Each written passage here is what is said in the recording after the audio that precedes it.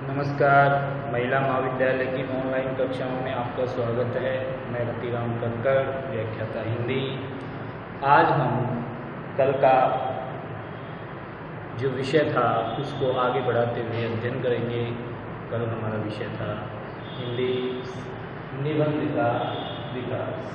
हिंदी निबंध के विकास में हमने उसके प्रारंभिक चरण में हमने देखा कि भारतेंदु युग के रूप में अगर एक युग की स्थापना करते हैं तो वहाँ हमने निबंध का जो स्वरूप है उसको स्पष्ट करने की चेष्टा की थी।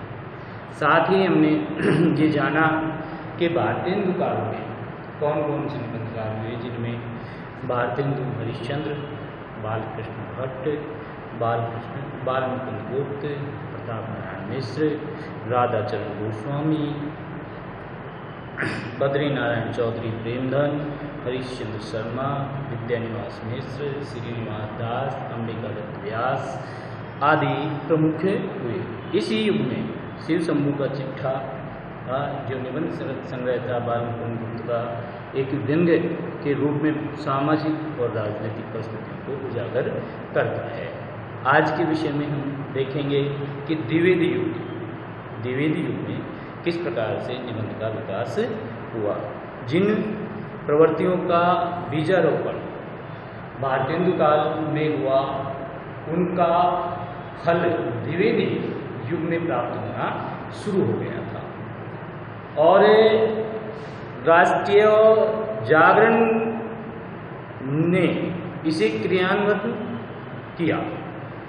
बंग जो आंदोलन था, स्वदेशी आंदोलन था, इनका जन्म इसी स्वरूप में हुआ।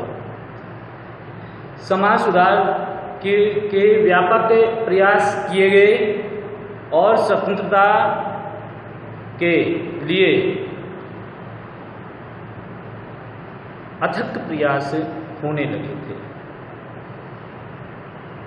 दमन और शोषण उग्र हो चुका था। साहित्य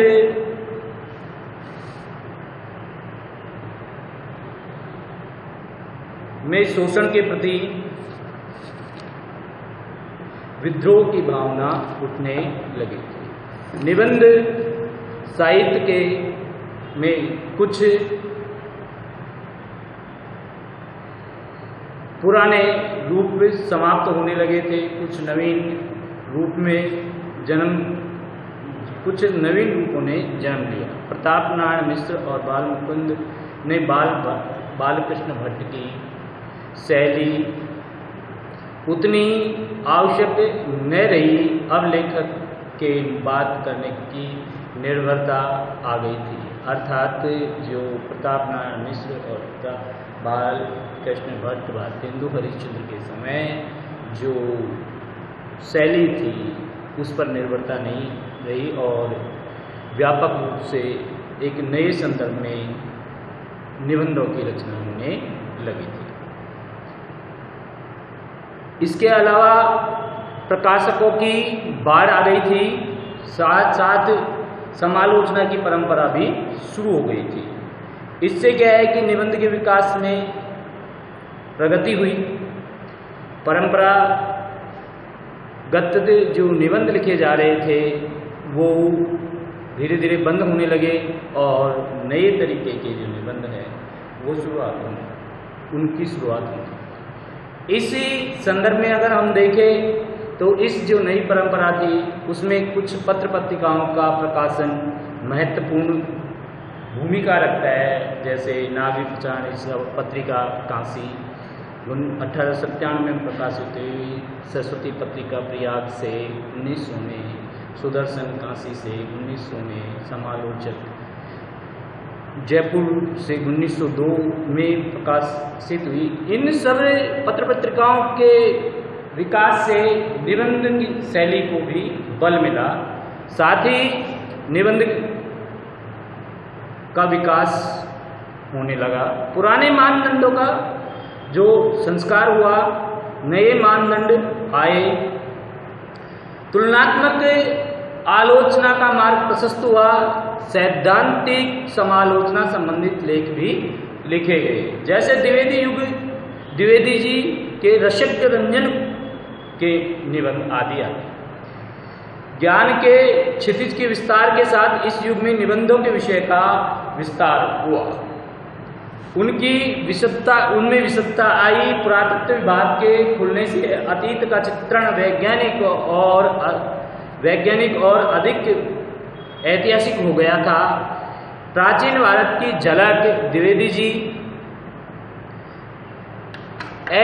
सच्चे ऐतिहासिक ज्ञान की परंपरा संपूर्णानंद जी का निबंध, प्राचीन भारत में युवाओं की शिक्षा जैसे लेख लिखे जाने लगे, जो किसी न किसी प्रकार से निबंध का ही एक रूप था। मातृभूमि पर सर्वस्व न्यौछावर करने की बात कही जाने लगी। विदेशी क्रांतियों और स्वतंत्रता संग्रामों पर भी लेख निकले, जैसे टर्की की जागृति, चीन की क्रांति आदि आदि।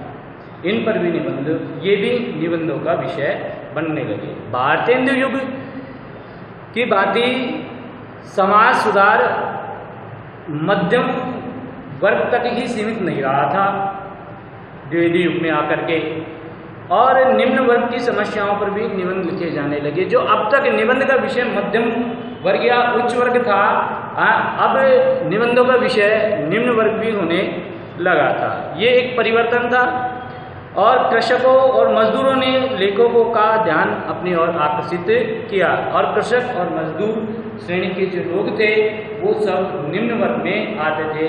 उन्होंने भी निबंधकारों का ध्यान अपनी ओर आकर्षित किया, और स्त्री शिक्षा आदि को महत्व दिया जाने लगा, और धर्म पर निबंध कम लिखे गए इस युग में। पर जो निबंध उनके संदर्भ में लिखे गए वो सांप्रदायिकता के अपेक्षा धर्म का व्यापक रूप प्रतिपादित करते थे, जैसे मिश्र बंधुओं का धर्म विषय के लेख। आर्थिक जागरण भी निबंधों का विषय बनने लगा था द्विवेदी युग में। उद्योग धंधे, शिल्पकला, कृषि, खेत खलियान, व्यापार, वाणिज्य पर भी निबंध लिखे जाने लगे थे। ये विविध विषय इस युग में आकर के हो गए। स्वयं द्विवेदी जी ने, महावीर प्रसाद द्विवेदी जी ने अमेरिका में कृषि कार्य विषय पर निबंध लिखा। भारतीय उद्योग धंधों का गौरवपूर्ण अतीत चित्रित किया जाने लगा। आचार्य द्विवेदी जी के नेतृत्व में शैली के प्रमाणिक रूप स्थिर करने की चेष्टा रही। निबंध की सभी शैलियों का विकास हुआ। वर्णनात्मक निबंधों में सजीवता आई। विचारात्मक निबंधों से सैद्धांतिक और मनोवैज्ञानिक विश्लेषण का बीजारोपण हुआ इस युग में जाकर के, और भावात्मक निबंधों में भी विकास हुआ। गद्य गीतों का इस युग में चलन हो गया था। सामान्य भावात्मक लेख लिखने वाले अध्यापक पूर्ण सिंह जैसे लेखक प्रकाश में सामने आए। उन्होंने इस विषय पर महत्वपूर्ण निबंधों की रचना की। गद्य गीतों में राय कृष्णदास जी के वियोगी हरि जी के गीत, चतुर्सेन शास्त्री जी के गणेश नंदिनी, डालमिया आदि की प्रतिभा प्रकट होने लगी थी। भाषा में तन्मयता की प्रवृत्ति प्रबल हुई, जिससे भाषा के सामान्य व्यापक रूप मिलने लगा। हरिश्चंद्र युग में तद्भावनात्मकता की और जो प्रवृत्ति थी वह अब नहीं रही थी। तद्भव शब्दों में स्थानीयता रहती है और एक रूपता एवं परिनिष्ठता का अभाव रहता है, किंतु तत्सम शब्दों में ये बात नहीं होती।